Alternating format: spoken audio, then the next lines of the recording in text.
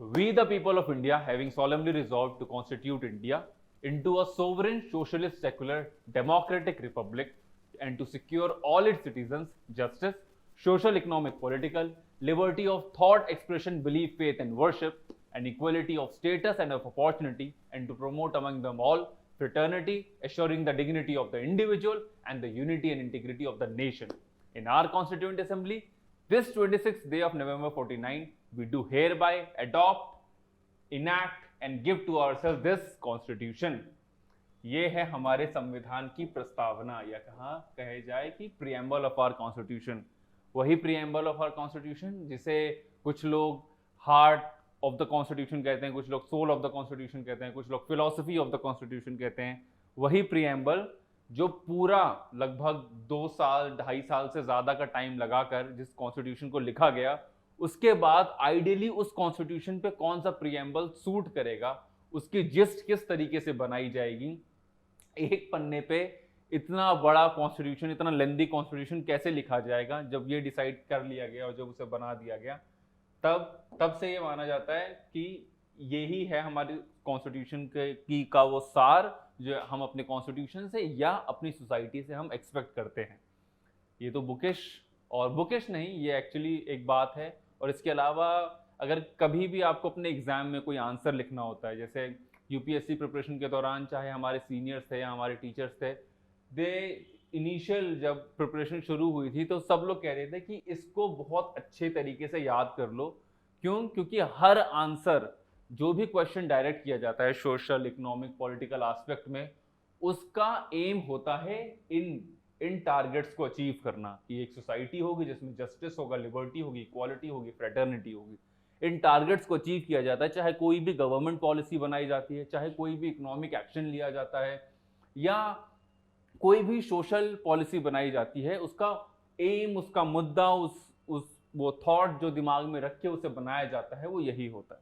ठीक, तो आज हम अपने लेक्चर में प्रीएम्बल को ही पढ़ेंगे और इस प्रीएम्बल के डिफरेंट वर्ड्स को, पहले प्रीएम्बल क्या है थोड़ा उसे समझेंगे, उसका सिग्निफिकेंस क्या है वो समझेंगे, फिर ये जो sovereign, socialist, secular, democratic, Republic, justice, liberty, equality और फ्रेटर्निटी, इस हर एक वर्ड का इतना महत्व है उसको समझेंगे और ये किन किन आर्टिकल्स में इनको थोड़ा सा एक्सप्लिसिटली और इम्प्लिसिटली बताया गया उसको समझेंगे। ठीक है, तो आगे बढ़ते हैं।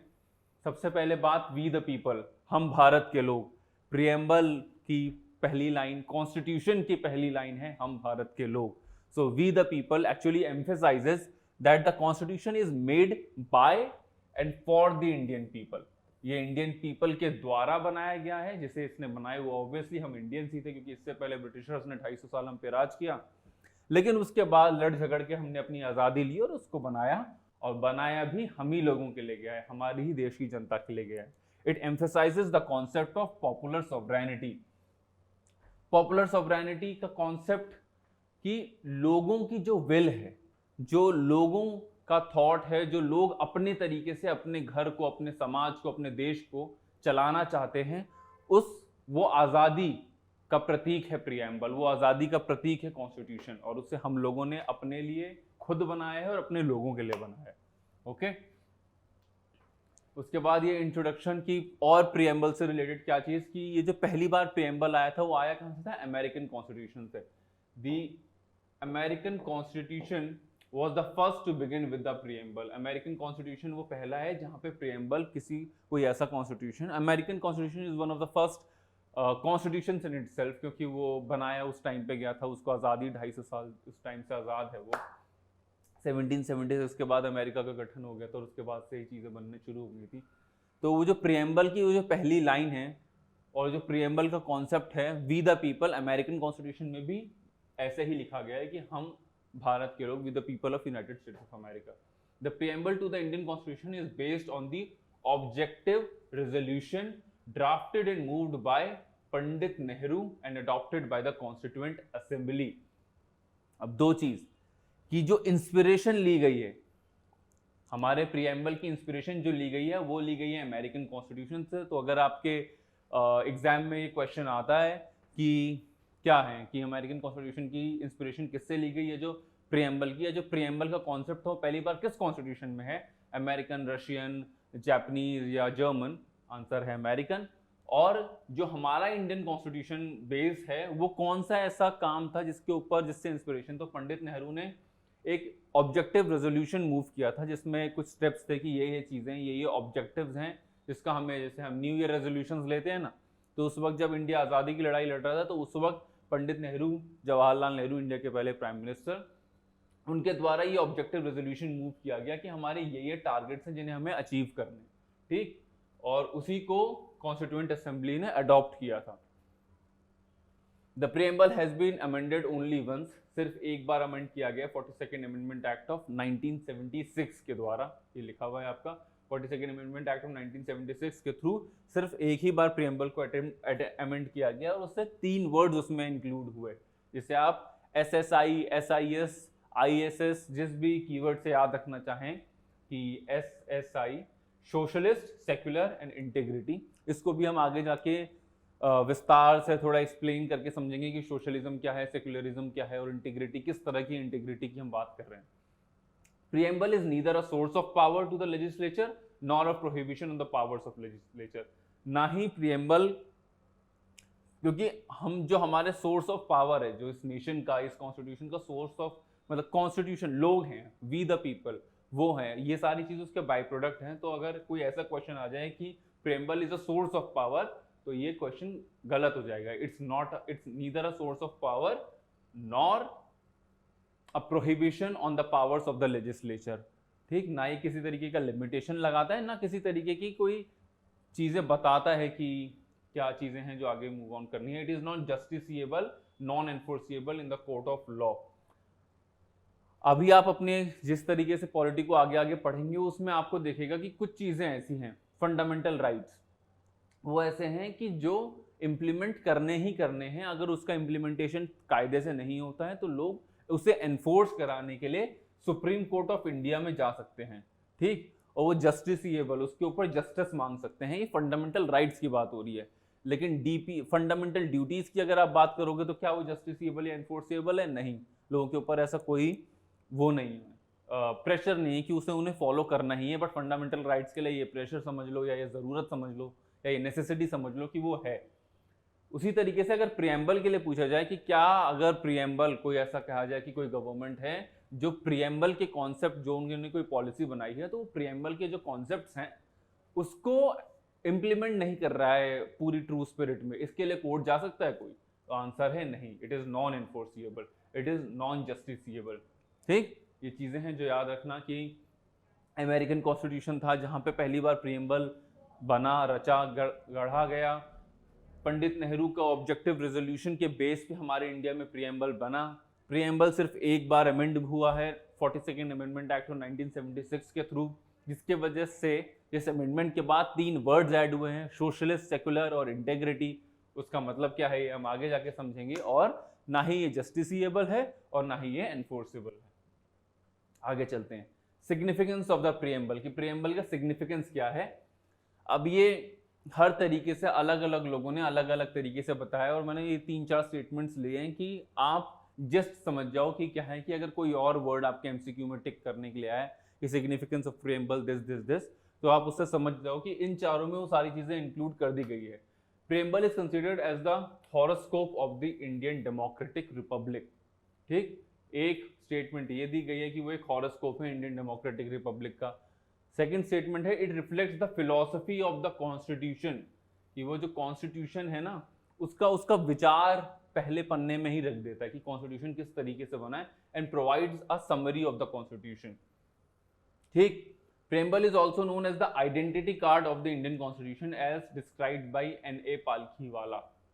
पालखीवाला ने जिस तरीके से कहा है कि वो एक आइडेंटिटी कार्ड है, कि जैसे हमारा आधार कार्ड है, हमारी सारी ज़रूरी इंफॉर्मेशन उस छोटे से कार्ड में आ जाती है, अमित सिंह कौन है ये पता चल जाएगा उस कार्ड से। तो उसी तरीके से इंडियन कॉन्स्टिट्यूशन क्या है ये पता चल जाएगा हमारे एक पन्ने के प्रियम्बल से। Preamble is also used as a beacon light for the judiciary to decide the constitutionality of a law. पीछे हमने बात की थी कि ये एनफोर्सिएबल नहीं है, इट्स नॉन एनफोर्सिएबल, लेकिन ज़्यादा कन्फ्यूजन हो रही होगी। पीछे हमने बात की थी कि ये enforceable, it's not enforceable in the court of law.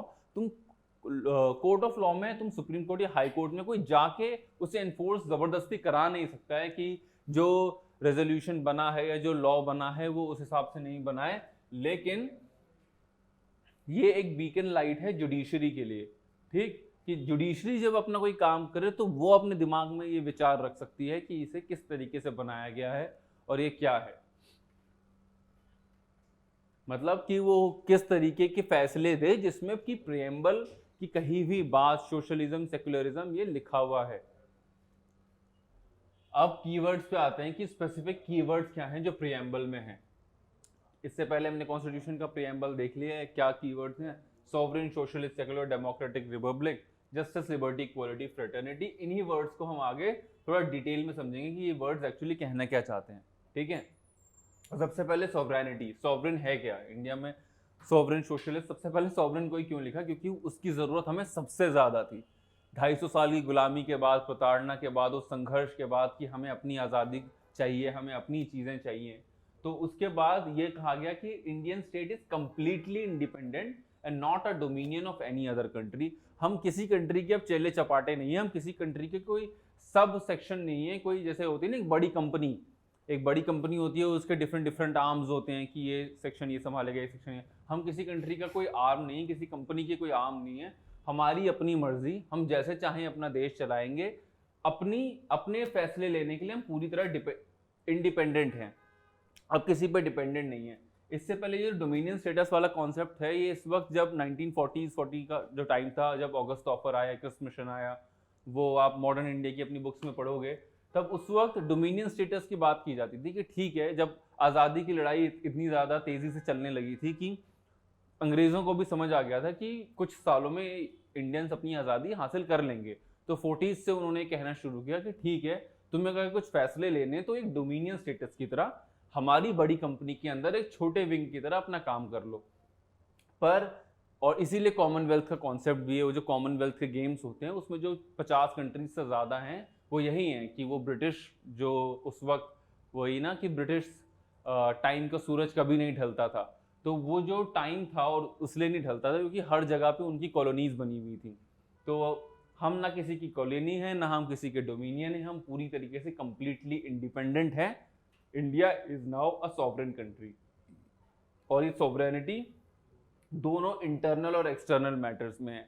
हम जैसे चाहेंगे अपनी सोशल पॉलिसी बनाएंगे, अपने कंट्री को अपनी अपनी चीज़ों को ध्यान में रखते हुए हम चाहे जनधन अकाउंट खुलवाएंगे, जो भी करेंगे वो अपने सोशो पॉलिटिकल एनवायरनमेंट को देखते हुए हम अपने इंटरनल और एक्सटर्नल मैटर में अपना उस तरीके से पार्टिसिपेट करेंगे, उस तरीके से अपने फैसले लेंगे।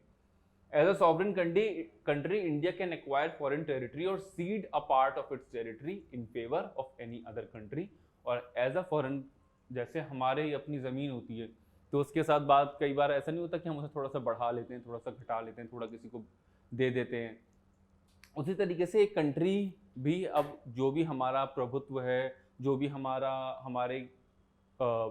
टेरिटरी है हमारे अंडर, इस तो उसको हम किसी को भी दे सकते हैं, उसके अंदर कुछ टेरिटरी का हिस्सा बढ़ा सकते हैं या उसे एक्सचेंज कर सकते हैं। इसीलिए आपका एक वो है 100th अमेंडमेंट एक्ट, उसके हिसाब से इंडिया और बांग्लादेश ने अपने कुछ पार्ट थे जो आज़ादी के बाद से चला आ रहा था कि ये कॉलोनीज इंडिया की हैं, ये बांग्लादेश की हैं, तो दोनों कंट्रीज ने एक्सचेंज कर लिया। वो इसीलिए कर पाए क्योंकि दोनों ही कंट्रीज सॉवरेन कंट्री हैं, इंडिपेंडेंट कंट्री हैं, वो अवेयर हैं कि वो कौन कौन सी चीज़ें अपनी एक्सचेंज इंटरचेंज ये सब कर सकते हैं, ठीक। तो सॉवरेनिटी का मतलब एक तरीके से है इंडिपेंडेंस। आगे बढ़ते हैं। Next is socialism, socialist. Sovereign, India is a sovereign and now socialist country. हमने बात की थी ना कि एक ही बार प्रियम्बल को बदला गया है, अमेंडमेंट हुआ है, 42nd अमेंडमेंट के तहत अमेंडमेंट हुआ है जिसमें 3 वर्ड्स ऐड हुए थे, सोशलिस्ट, सेक्युलर और इंटीग्रिटी। तो ये सेकंड वर्ड है सोशलिस्ट, 42nd अमेंडमेंट के थ्रू 1976 में आया, और इसको implicitly directive principles of state policy, जब कॉन्स्टिट्यूशन बना था, फंडामेंटल राइट्स और डीपीएसपीज आए थे, तो डायरेक्टिव प्रिंसिपल्स ऑफ स्टेट, ये आगे जाके हम पढ़ेंगे कि एक्चुअली डीपीएसपी है क्या। आर्टिकल 36 से 51 के बीच में ये डीपीएसपी किस तरह की बातें करता है। ये एक तरह से डायरेक्टिव्स हैं गवर्नमेंट्स को कि जो भी तुम अपनी पॉलिसीज बनाओ ना, उसमें इन बातों का ध्यान रखना। ठीक, जिस तरीके से हमारे लिए है कि वो जो बुक्स होती हैं हमारी रिलीजियस स्क्रिप्चर्स जो होती हैं, कि गीता, कुरान, जो भी हम अपनी लाइफ में कोई काम करते हैं, तो कई बार ऐसा कहा जाता है कि ये हमारे ऊपर एक मॉरल चेक रखने के लिए होती हैं। तो उस तरीके से ये भी इन्फोर्सिएबल नहीं है, इसके लिए भी जैसे आप प्रियम्बल के लिए इम्प्लीमेंट नहीं हुआ तो कोर्ट नहीं जा सकते, उसी तरीके से अगर डीपीएसपी भी इम्प्लीमेंट नहीं हो रहा है तो कोर्ट नहीं जा सकते। आगे चल के बात करेंगे, इसमें मैं घुस गया तो ये दूसरा ही लेक्चर शुरू हो जाएगा डीपीएसपी। लेकिन कोर्ट नहीं जा सकते, बट ये गवर्नमेंट्स के ऊपर एक मॉरल प्रेशर रहता है कि आप अपना जो काम करो, आपको मॉरली ऐसे ऐसे ऐसे करोगे तो सही माना जाएगा। ठीक, ये ऑलरेडी इस तरीके की बात है डायरेक्ट डीपीएसपी में था, लेकिन एक्सप्लिसिटली इसको लिखा गया कि एक वर्ड सोशलिज्म लिखा गया 42nd अमेंडमेंट के तहत। Indian socialism is a combination of Marxism and Gandhism leaning towards heavily Gandhism. अब सोशलिज्म के भी दो कॉन्सेप्ट हैं, वो आप अपनी सोशियोलॉजी की बुक में पढ़ोगे तो आपको समझ आ जाएगा कि सोशलिज्म मतलब समाजवाद। अभी हम कोल्ड वॉर पढ़ रहे थे तो हमने दो चीज़ें पढ़ी थी, जो हमने क्रोनोलॉजी समझिए में बात की थी, वो दो पावर्स से ज़्यादा, यूएसए और यूएसएसआर से ज़्यादा दो आइडियोलॉजीज़ की लड़ाई थी। एक आइडियोलॉजी थी कैपिटलिज्म, एक आइडियोलॉजी थी सोशलिज्म। ठीक, तो उसी तरीके से ये जो सोशलिज्म मतलब कि यहाँ पे स्टेट जो होता है वो अपनी चीज़ों को ओन करता है। सोशलिज्म एग्जैक्टली सोशलिज्म जो यूएसएसआर और यूएसएसआर से लिया गया है वो ये है कि स्टेट चीज़ों को ओन करेगा, स्टेट का कंट्रोल होगा और वो लोगों के बीच में डिस्ट्रीब्यूट करेगा। और ये थ्योरी आई थी मार्क्सिस्ट थ्योरी के तहत, जहाँ पे हैव्स और हैव नॉट्स की मार्क्स बात करते हैं कि दुनिया बस दो ही लोगों में बटी है, रिलीजन विलीजन सब ओपीएम है, ये सब कुछ लोगों का ध्यान भटकाने के लिए है, दुनिया बस दो कैटेगरीज में बटी है। कार्ल मार्क्स कहते हैं एक जिनके पास चीज़ें हैं, those who have it, and those who have not, कि उनके पास चीज़ें नहीं हैं। ठीक, तो इन दो कैटेगरीज में बटी हैं, तो वो उस हिसाब से थोड़ा एक्सट्रीमिस्ट बात करते हैं। लेकिन जो गांधी हैं, गांधी तो गांधी हैं, वो हम सब उनको थोड़ा बहुत तो अब जानते ही हैं हम इंडिया में हैं, तो जिस तरीके की सोशलिज्म की बात गांधी करते हैं, हमारा सोशलिज्म उस तरफ टिल्टेड ज़्यादा है। कुछ उसमें फैक्टर्स मार्क्सिस्ट भी हैं, लेकिन ज़्यादातर गांधीयन फिलॉसफी है कि चरखा चलाओ और अपनी किसी को बुरा मत कहो, और उस तरीके का सोशलिज्म। और स्वराज की बात जहाँ होती है कि तुम अपने ऊपर खुद रूल करो, इसका ये मतलब नहीं कि दूसरों से कट जाओ, लेकिन दूसरों की हेल्प करते हुए भी। इसलिए गांधी ने लिखा है कि दूसरों की सर्विस करना सबसे ज़्यादा पुण्य का काम है या उस तरह का काम है।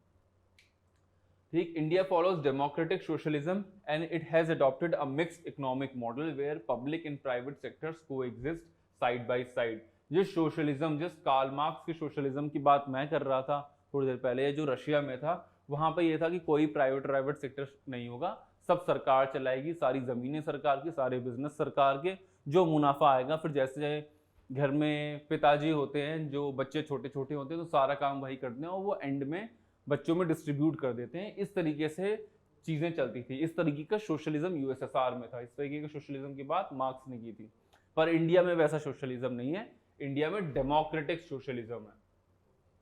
ठीक है, जहाँ पे इकोनॉमी का मॉडल जो है वो थोड़ा सा मिक्स्ड है, कि यहाँ पे प्राइवेट कंपनियां भी हैं, यहाँ पब्लिक कंपनियां भी हैं। यहाँ पे आईआरसीटीसी के भी आप शेयर खरीद सकते हो जो सरकारी कंपनी है, और अडानी और अंबानी के भी खरीद सकते हो। ठीक, यहाँ पे सबसे ज़्यादा जॉब देने वाली जो दो कंपनीज है, उसमें एक आईआरसीटीसी है जो 12 लाख जॉब्स देती है लोगों को, और दूसरी है टाटा जो 9 लाख जॉब देती है। तो India is a mixed model, ये मिक्स्ड इकोनॉमिक मॉडल है। ठीक, जहाँ पे पब्लिक और प्राइवेट चीज़ें कोएग्जिस्ट करती हैं। इसलिए इंडियन सोशलिज्म, जिस तरीके से हम बात की जाती है ना, इंडिया में जुगाड़ है, इंडिया जुगाड़ का देश है, ये बीच का रास्ता निकाल लेते हैं। तो जो हमारा संविधान भी बनाया गया वो एक्सट्रीमिस्ट और बीच का रास्ता, जो बुद्धा वे है, जो बीच का रास्ता, वो खोजा गया है। ठीक है, आगे बढ़ते हैं। सेक्युलर, SSI से हमने बात की थी, सोशलिस्ट, सेक्युलर इंटीग्रिटी। सेक्युलर को भी 42nd अमेंडमेंट 1976 के तहत इंक्लूड किया गया। सेक्युलरिज्म एक वर्ड है जो काफ़ी ज़्यादा पिछले कुछ टाइम से इंडिया की करंट सोशो पॉलिटिकल सिचुएशन या करंट सोशो पॉलिटिकल सिनेरियोस के चक्कर में कई बार न्यूज़ में रहता है। कुछ लोग सेक्युलरिज्म को प्रमोट करते हैं, कुछ लोग सोचते हैं कि ये एक चीज़ है जो पूरी तरीके से अपने फॉर्म में ठीक नहीं है या उसकी बातें ठीक नहीं है, जो भी है उसके अराउंड जो भी डिबेट होती है, पर आपने ये वर्ड पक्का सुन लिया होगा। ये मैं ये बताना चाहता हूँ कि ये आया एक्सप्लिसिटली 42nd अमेंडमेंट 1976 से था। उससे पहले इंडिया में सेकुलरिज्म वर्ड को डायरेक्टली लिखा नहीं गया था। पर हाँ, क्या उससे पहले ये कह सकते हैं कि, या आप ये पूछोगे सर कि मतलब 1976 से पहले इंडियन कॉन्स्टिट्यूशन जो था वो ये नहीं मानता था कि इंडियन सोसाइटी जो सेकुलर है वो नहीं होनी चाहिए। वही जैसे डीपीएसपी में बात हुई थी, इम्प्लिसिटली सोशलिज्म है कि सरकार को ऐसा वैसा करना चाहिए, पर एक्सप्लिसिटली 76 में आया। उसी तरीके से सेकुलरिज्म की बात भी कॉन्स्टिट्यूशन में हुई है, पर एक्सप्लिसिटली वो 42nd अमेंडमेंट 1976 के तहत आया। Supreme Court in 1974 stated that a secular state was implicitly mentioned in 1925 से 28। उससे 2 साल पहले कोई कोर्ट में गया होगा कि हम लोग सेकुलर नहीं है और ये है और वो है।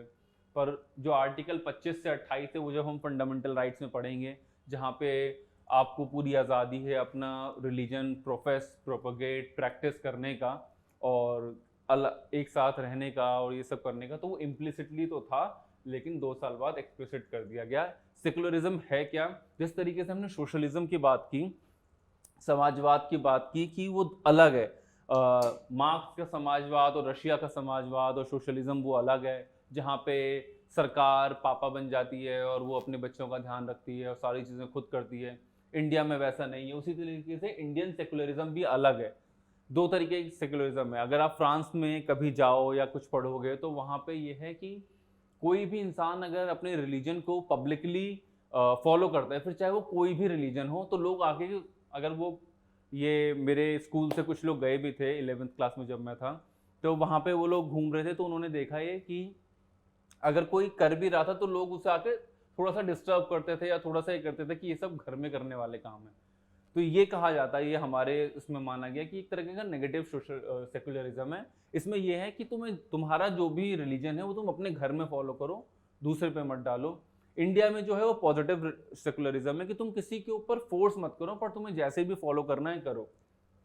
ठीक, तो India follows a positive secularism where all religion have the same status and support from the state।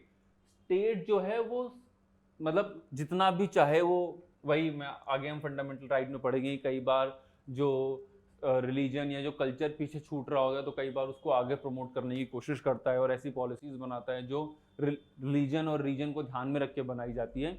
लेकिन वो जो मैंने फ्रांस की बात किया, बहुत से ऐसे देश है जो कोई भी पॉलिसी कोई भी काम ऐसे नहीं करेंगे जिसमें रिलीजन का नाम आएगा।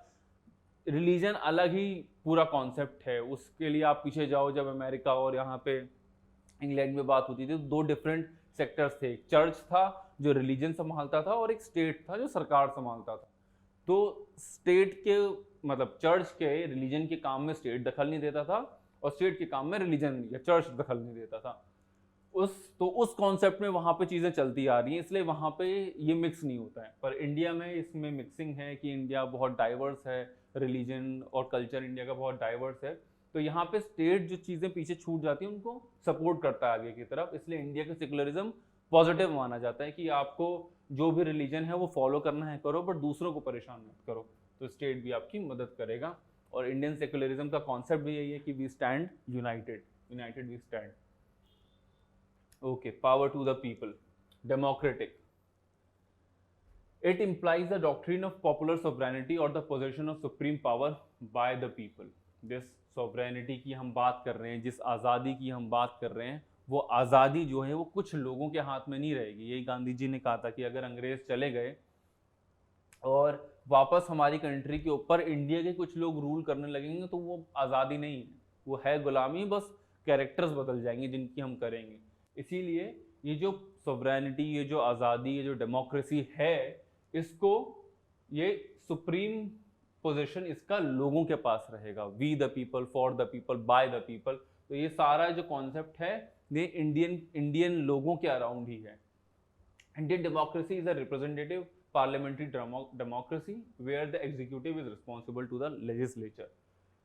ठीक, हमारी डेमोक्रेसी, एक और क्वेश्चन अगर आपसे पूछा जाए कि किस तरीके की डेमोक्रेसी है, प्रेसिडेंशियल, पार्लियामेंट्री या और भी कुछ ऑप्शन देखिए, तो पार्लियामेंट्री डेमोक्रेसी है जहाँ पे डायरेक्ट इलेक्शंस होते हैं और फिर वही रिप्रेजेंटेटिव्स जाके हमारे यहाँ प्राइम मिनिस्टर को चुनते हैं, unlike United States of America या कोई ऐसी जगहों पे जहाँ पे प्रेसिडेंशियल इलेक्शन डायरेक्टली होते हैं, ठीक है। और यहाँ पे जो भी एग्जीक्यूटिव है वो लेजिस्लेचर को रिस्पॉन्सिबल है। एग्जीक्यूटिव क्या होता है, जैसे हमारे जो नेता मंत्री जो होते हैं, मंत्री स्पेसिफिकली, नेता नहीं। अब यहाँ पे जब आप पॉलिटिकल साइंस की ये कॉन्सेप्ट्स को समझोगे तो हम आम बोलचाल की भाषा में तो नेता मंत्री बोल सकते हैं, लेकिन जब आप पॉलिटिकल साइंस की भाषा में बात करोगे तो आप नेता मंत्री को एक साथ यूज नहीं कर सकते। क्यों? क्योंकि जो नेता है वो लेजिस्लेचर में आ जाएगा। वो सभी लोग जो चुन के लेजिस्लेचर में गए हैं, जो सदन में गए हैं, जो विधानसभाओं में और लोकसभाओं में गए हैं, वो सब नेता हैं, वो सब लेजिस्लेचर है। लेकिन उनमें से जो लोग प्राइम मिनिस्टर बन रहे हैं, कोई होम मिनिस्टर बन रहा है, कोई फाइनेंस मिनिस्टर बन रहा है, और जो ये सब जो मिनिस्टीरियल पोस्ट बना रहे हैं, जो इंडिया के लिए पॉलिसी बनाएंगे, जो स्टेट के लिए पॉलिसी बनाएंगे, वो एग्जीक्यूटिव में आ जाता है, ठीक। तो पॉलिटिकल साइंस की भाषा में आप इन दोनों शब्दों को एक साथ यूज नहीं कर सकते। नेता इधर हो जाएंगे, मंत्री अलग हो जाएंगे एग्जीक्यूटिव में, और ये मंत्री लोग इन नेताओं के तरफ जवाबदेह हैं, ठीक। एग्जीक्यूटिव लेजिस्लेचर की तरफ जवाबदेह है। It embraces political, social and economic democracy. India में हर तरीके की डेमोक्रेसी की बात की गई है, चाहे वो पॉलिटिकल हो, चाहे वो सोशल हो, चाहे वो इकोनॉमिक हो। अगर आप चाहो तो अपना किसी तरीके का बिजनेस शुरू कर सकते हो, ट्रेड कर सकते हो, ट्रेड करने से आपको मनाही नहीं होगी, ये इकोनॉमिक डेमोक्रेसी है, ठीक। पॉलिटिकल डेमोक्रेसी है कि आप इलेक्शन लड़ सकते हो, आप अपनी जिस इंसान को चाहे वोट दे सकते हो, ये पॉलिटिकल डेमोक्रेसी है। The manifestation of Indian democracy includes, किस तरीके की डेमोक्रेसी इंडिया में है, ये बेसिकली इन सब चीज़ों में वो हो जाएगी कंक्लूड कि यूनिवर्सल फ्रेंचाइज, कि हर इंसान के पास अपना वोट देने का अधिकार है और सारे वोट्स की एक ही कीमत है, चाहे वो अंबानी जी का वोट हो, अडानी जी का वोट हो, खुद प्राइम मिनिस्टर का वोट हो, या मेरा खुद का वोट हो, या आपका वोट हो। पीरियडिक इलेक्शंस की अब ऐसा नहीं है जैसे हमारे पड़ोसी मुल्कों में, कई ऐसे कंट्रीज में होता है कि मन किया तो करा देंगे इलेक्शन, वरना ठीक है चल रहा है चल रहा है। ऐसा नहीं है। इंडिया में ऐसा अनफॉर्चुनेट इवेंट बस एक बार आया था जब इमरजेंसी लगी थी और 2 सालों के लिए सब डरने लगे थे क्या इंडियन डेमोक्रेसी खतरे में है, बट चीज़ें वापस ट्रैक पे आ गई। पर उसके अलावा सारी चीज़ें स्मूथ ही चली, हमारे इलेक्शंस रेगुलरली होते रहे। बहुत बड़े बड़े नेता जो बहुत ज़्यादा पॉपुलर थे, जिनका एक टाइम पे बहुत ज़्यादा दबदबा होने लगा था देश के ऊपर, उनको भी हराया गया। और ऐसे लोग भी ऊपर चढ़ के रैंक में प्राइम मिनिस्टर्स या बड़ी पोजीशंस पे गए जिन्होंने कभी जिनका कोई बैकग्राउंड अच्छा नहीं था। तो ऐसे पीरियडिक इलेक्शंस लोगों को और मतलब चाहे चुनने की आज़ादी देते थे या खुद चुने जाने की आज़ादी देते हैं ये periodic election. The rule of law, law सभी के लिए बराबर रहेगा, वो किसी में भेदभाव नहीं करेगा, तो ये भी एक तरीके की डेमोक्रेसी है। Independence of the judiciary and absence of discrimination on certain grounds. हमारा जो सिस्टम है वो चेक्स एंड बैलेंसेस का सिस्टम है कि एग्जीक्यूटिव और लेजिस्लेचर के बीच में चेक्स एंड बैलेंस हो गए ना। एग्जीक्यूटिव जो है वो लेजिस्लेचर को रिस्पॉन्सिबल होगी, लेजिस्लेचर के ऊपर चेक रखने के लिए जुडिशरी है, जुडिशरी के ऊपर चेक रखने के लिए अभी बातें हो रही है कि एनजेएसी का गठन हो जाए और ऐसी ऐसी चीज़ें हैं, ठीक। तो ये जो है सिस्टम है चेक्स एंड बैलेंसेस का सिस्टम है, और जुडिशरी एक प्रोमिनेंट पार्ट है जो इंडिपेंडेंट रहेगा। अगर कोई कल्यूजन हो जाता है किसी 2 पार्टीज के बीच में तो वो फैसला तभी तो सुनाएगा जब वो इंडिपेंडेंट रहेगा, ठीक है। तो इस तरीके की जो चीज़ें हैं वो पावर देती हैं लोगों को, और लोगों की मतलब ऐसे इंस्टीट्यूशंस, ऐसे स्ट्रॉन्ग इंस्टीट्यूशंस बनाने से ही लोगों के पास पावर आते हैं कि आप इंस्टीट्यूशन के साथ नहीं खेल पाओगे तो आपकी चीज़ें, आपका देश स्ट्रॉन्ग रहेगा। नेक्स्ट इज रिपब्लिक, अगला पार्ट है republic. There are 2 categories of government, monarchy such as Britain and republic. अब गवर्नमेंट जो है 2 तरीके की होती है, एक तो होता है रिपब्लिक जहाँ पे जैसे यूएसए और इंडिया में है, और दूसरी होती है मोनार्की जहाँ जैसे कि ब्रिटेन में है। ब्रिटेन के राजा अभी क्वीन एलिजाबेथ और इनकी डेथ हुई है अनफॉर्चुनेट, खैर अब तो बहुत ज़्यादा उम्र हो गई थी तो अनफॉर्चुनेट भी वर्ड ठीक नहीं है।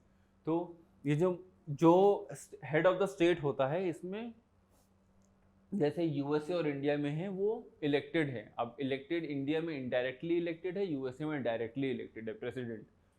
यहाँ पे जो ब्रिटेन में था, यहाँ पे head of the state, government की बजाय हेड ऑफ द स्टेट जो होगा वो मोनार्की माना जाता है। गवर्नमेंट भी जो अपनी पूरा गवर्नमेंट का काम जो होता है उस पर जो हस्ताक्षर करता है वो प्रेसिडेंट ही करता है इन तीनों जगहों पे, ठीक है, इंडिया में भी। तो इसलिए यहाँ पे गवर्नमेंट लिखा हुआ है। In India's Republic the head of the state that is president is indirectly elected, जैसे मैंने आपको बताया। And the term republic means that the political sovereignty is vested in the people and there is an absence of any privileged class.